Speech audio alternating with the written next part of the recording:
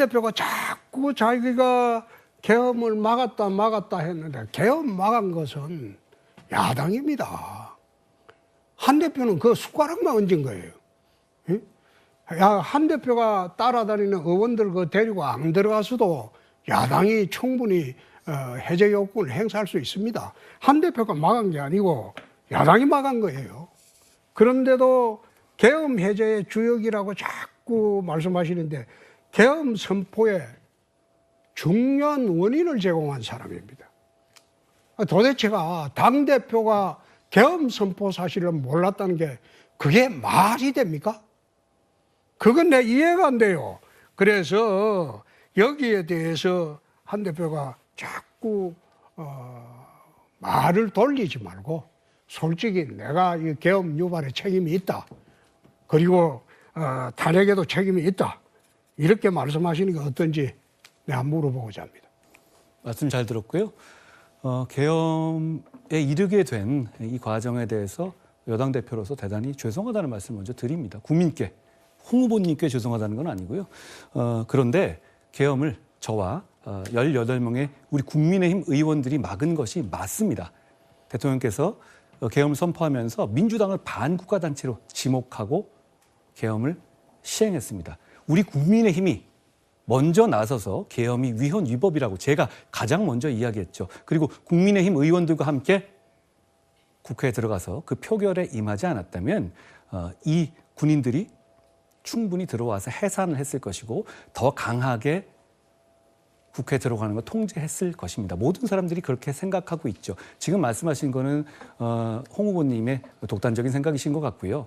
그리고 계엄이 단독으로 해제됐다고 한다면 저는 윤석열 대통령께서 계엄을 해제하는 것을 선포하지 않고 2차 계엄이라든가 계엄 국회에 모여 있는 국회의원들의 해산을 시도했을 가능성이 대단히 높다고 생각합니다. 저희는 그렇기 때문에 국민의힘은 12월 3일 계엄을 옹호한 정당이 아니라 계엄을 막은 정당일 수 있다고 생각합니다. 그리고 저의 부적절한 처신이라고 말씀하셨는데 그것이 김건희 여사 문제, 명태균 문제, 그리고 의료 2,000명 고수 문제, R&D 문제, 김경수 사면 복권 문제, 그리고 이종섭 황상무 문제들에 대해서 그 문제를 바로잡기 위해서 제가 문제를 제기하고 그걸 바로잡기 위해서 노력한 것을 부적절한 처신이라고 생각하신다면 저는 홍 후보님께서 정치를 잘못 보고 계신 것이고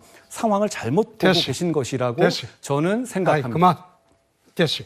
내 주도권 토론이니까 저는 존중하겠습니다. 정치를 시작하면서 뻔뻔함부터 배우면 안 돼요. 이재명이 배우는 거예요. 계엄할 때 어떻게 했습니까? 본회의장에서 한 대표가 들어갈 자격이 있습니까? 본회의장에? 그 들어가서 이재명이하고 손잡고 웃고 떠들고 그래 하는 거 보면서 여당 대표가 저렇게까지 할 필요가 있나? 에? 내가 2017년도 당대표 할 때 그때 원외였어요. 국회 그 본회의장 근처도 못 갔어요. 원래 국회 본회의장은 국회의원하고 그 국회 직원 아니면 못 들어갑니다. 금지구역이에요. 그거 들어가서 하는 거 보고 여당 대표가 꼭 저렇게까지 할 필요가 있나? 내가 그런 생각도 했는데 계엄과 탄핵으로 나라를 혼란에 빠뜨리고 또 나는 무슨 염치로 또 대선에 나오는지 참 보기 딱하다. 지난번에 총선 망치고 당대표로 나온 거하고 똑같아요. 응?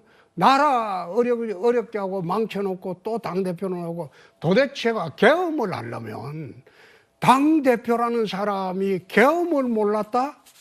그 당대표 자격이 있습니까? 어떻게 하면 대통령실하고 협의를 해가지고 예, 1분이 지났습니다. 좋게 어떻게 잘해갈 생각은 안 하고 그런 식으로 처신을 합니다. 답을 드리겠습니다. 예. 일단 허위 사실을 말씀하신 부분을 먼저 말씀드릴게요. 제가 이재명 대표와 국회에서 웃고 떠들었다는 점은 사실이 아닙니다. 사진 봤는데?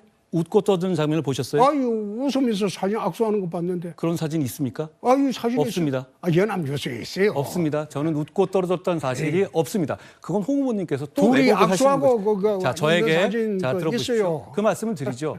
제가 제가 1시간 전에 들어가서 계엄을 저지하기 위해서 최선을 다하고 있었을 때 이재명 대표는 무서워서 숲에 숨어 있다가 1시간 뒤에 들어왔습니다. 들어와서 어떻게든 저와 악수하는 장면을 만들려고 했죠. 제가 벽에 붙어서 우리 지지자들 생각하면서 최대한 안 보이게 하면서도 악수를 했습니다. 그 장면에서는 악수가 필요했습니다. 제가 그게 당당한 태도였기 때문입니다. 그런데 그것을 웃고 떠들었다? 에이, 아니. 정치 그렇게 하지 마십시오. 그리고 홍 후보님 말씀하신 취지는 제가 국회의원이 아니기 때문에 들어가서 계엄을 막은 것이 잘못된 것이다. 이런 취지이신데요. 홍 후보님은 아직도 계엄을 옹호하는 입장이신 걸로 보여요. 저는 그렇게 얘기하는 것이 우리 국민들과 지지자들에게 큰 부끄러움을 느끼게 할 것이다라고 저는 생각합니다. 김문수 의원한테 이래 토론을 하니까 얼마나 순진한 김문수가 당황을 했겠습니까? 예? 그냥 주도권 토론도 아닌데 물으면 답도 제대로 안 하고 대받아치고 그런 식으로 자꾸 토론하니까 김문수 후보가 어제 꼽다시 당했죠. 자, 제가 먼저 답을 한동훈 후보는 윤석열과 김건희를 왜 배신했나? 시중에서 홍 후보님 코박콩이라고 부르는 건 알고 계시죠? 네, 몰라요. 모르세요? 네. 코를 박을 정도로 90도로 아부했다는 걸로 네. 말씀드리는 거예요. 윤석열 대통령이 했던 여러 가지 정책들을 존중하는 부분들이 많이 있어요. 정말 한미 관계를 복원하고 원전 복원한 건 정말 대단한 것이고 한일 관계 복원도 대단한 것입니다. 그런데 김건희 여사 문제라든가 등등에 있어서는 큰 과오였습니다. 바로잡지 않으면 이 정권이 위험해질 거라고 생각한 겁니다. 그때 제가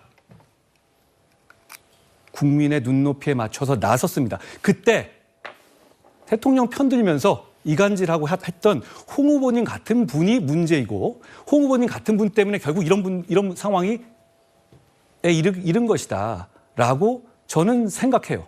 됐어요. 그런 걸 경강부회라고 합니다. 코박콩이란 말은 대통령한테 서문시장 왔을 때 내가 45도 절한 일이 있어요. 그걸 좌파 매체에서 코박콩이라고 이름을 붙인 겁니다.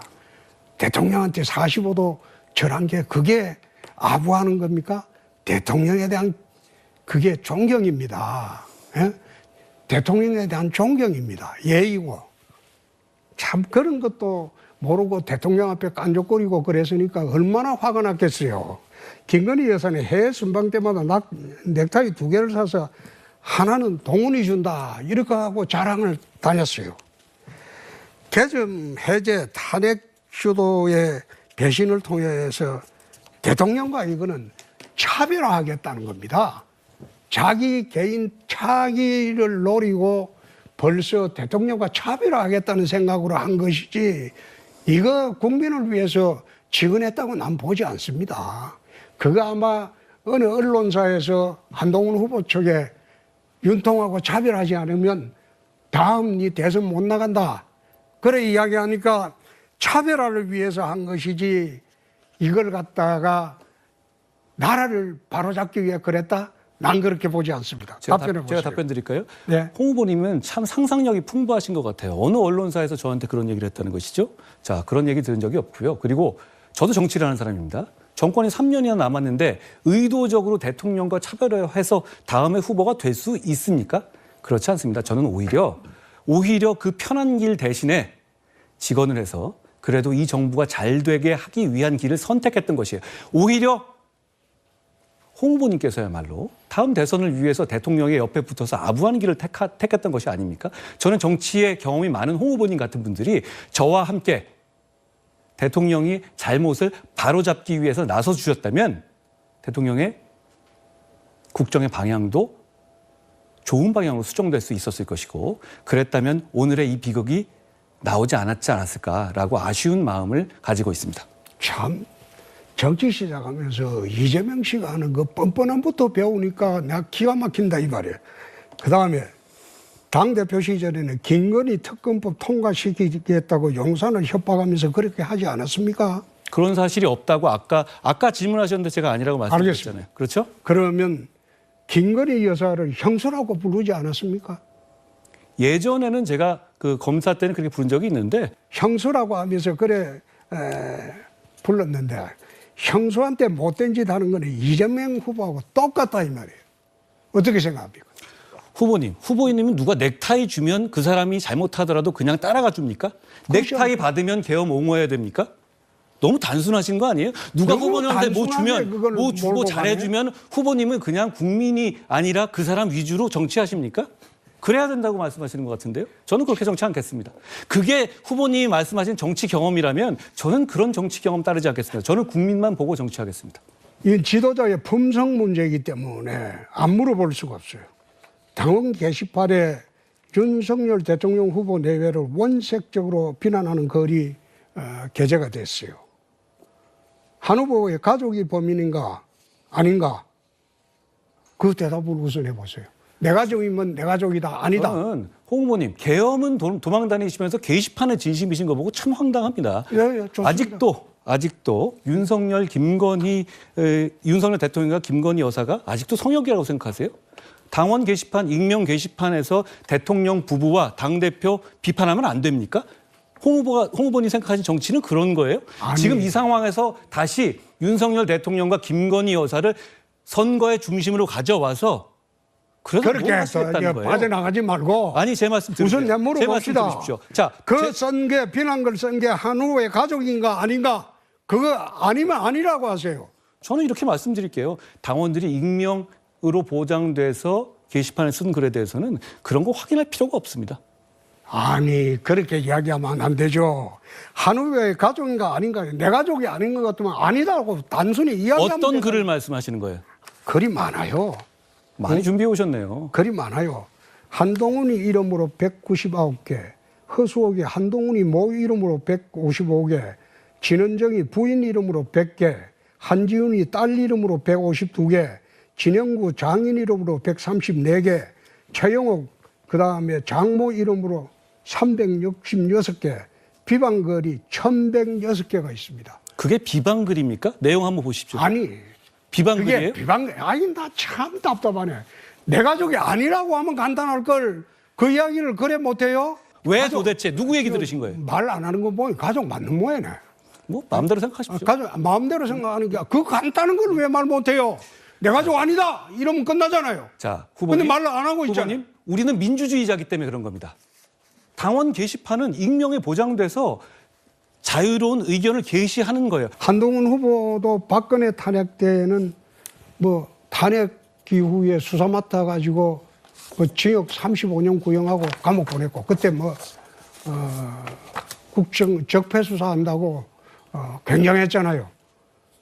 또 이번에는 윤석열 대통령 탄핵 때도 나는 이 탄핵을 주도한 인물로 봅니다. 예? 탄핵을 주도한 인물뿐만 아니라 계엄의 원인이 됐던 인물로 봅니다. 그러니까 한동훈 후보를 보면 묘한 감정이 들어요.